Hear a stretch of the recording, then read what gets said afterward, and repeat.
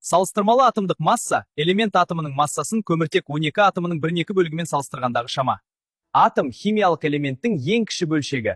Ол ядродан және электрондардан тұрады. Атомдардың нақты массасы өте кішкентай, сондықтан оларды ыңғайлы болу үшін салыстырмалы түрде есептейді.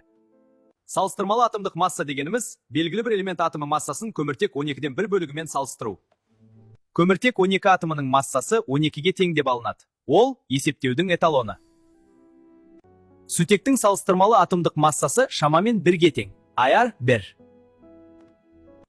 Ал оттектің салыстырмалы атомдық массасы 16-ға тең. Барлық элементтердің салыстырмалы атомдық массасы Менделеевтің периодтық кестесінде көрсетілген. Салыстырмалы атомдық масса молекулалық массаны және зат мөлшерін есептеу үшін қажет. Салыстырмалы атомдық масса алынатын шама. Ол химиялық есептер шығаруда маңызды рөл атқарады.